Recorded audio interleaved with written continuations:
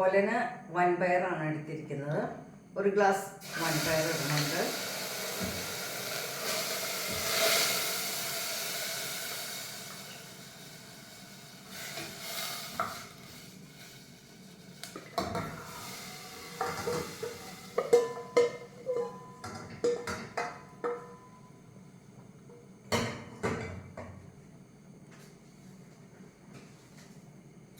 ഇതിപ്പോൾ ഞാനൊരു 4 മണിക്കൂർ മുമ്പ് വെള്ളത്തിലിട്ടിരുന്നതാണ് കേട്ടോ. അതിന് ആവശ്യത്തിനുള്ള വെള്ളം ഒഴിക്കുക.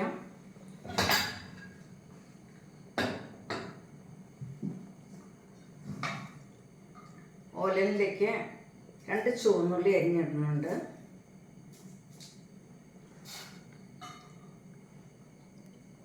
ഒരു വെളുത്തുള്ളി അരിയുന്നുണ്ട്.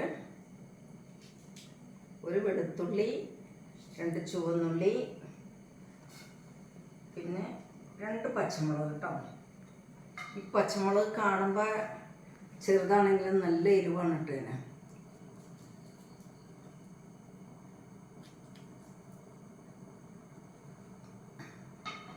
അതിനാവശ്യമുള്ള ഉപ്പും കൂടിയിട്ടാണ് അടുപ്പത്ത് വയ്ക്കുന്നത്. കുറച്ച് വേപ്പിലയും കൂടി ഇടാം നമുക്ക്. വേപ്പില പിന്നെ ഇവിടെ തന്നെ ഉണ്ടാകുന്നതായ കാരണം ക്ഷാമമില്ലാതെ ഇടുന്നുണ്ട് കേട്ടോ.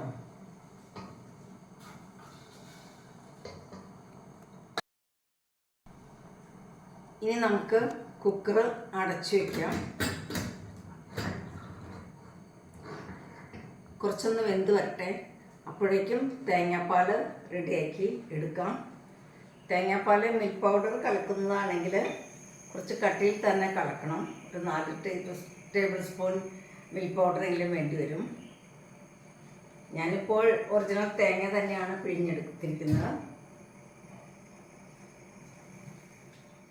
പയറും കുമ്പളങ്ങയും കൂടി കുക്കറിൽ നിന്ന് ഈ ചട്ടിയിലോട്ട് മാറ്റിയിട്ടുണ്ട് കേട്ടോ. ഇതിലേക്ക് ഇനി പാല് ഒഴിച്ചു കൊടുക്കുകയാണ്. അപ്പോൾ ആദ്യം പിഴിഞ്ഞ ഫസ്റ്റ് പാൽ മാത്രമേ നമ്മൾ മാറ്റി വെച്ചിട്ടുള്ളൂ. ബാക്കി 3 പ്രാവശ്യം പിഴിഞ്ഞ പാലും ഇതിൽ ഒഴിച്ചു കൊടുത്തിട്ടുണ്ട്. ഇനി ഇത് ഇങ്ങനെ ഇരുന്ന് വേവട്ടെ.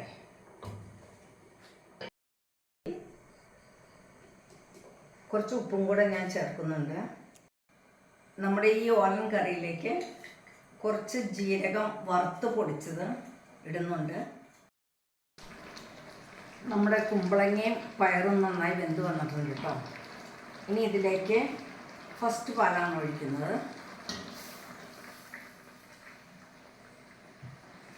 ഇനി ഇതൊന്ന് നന്നായിട്ട് തിളച്ച് വരട്ടെ.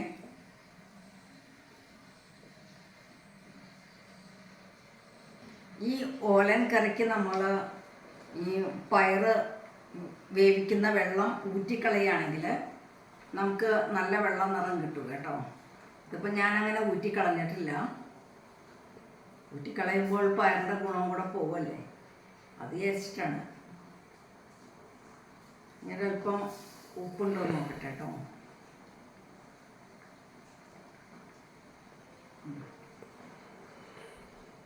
ഉപ്പൊക്കെ നല്ല പാകത്തിനാണ്.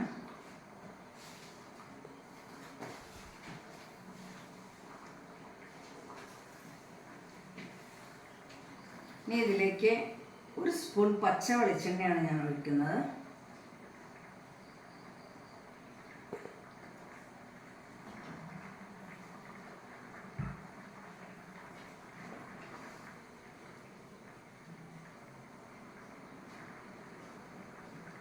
അപ്പോൾ അങ്ങനെ നമ്മുടെ ഓലൻ കറിയുടെ പണിയും കഴിഞ്ഞു കേട്ടോ.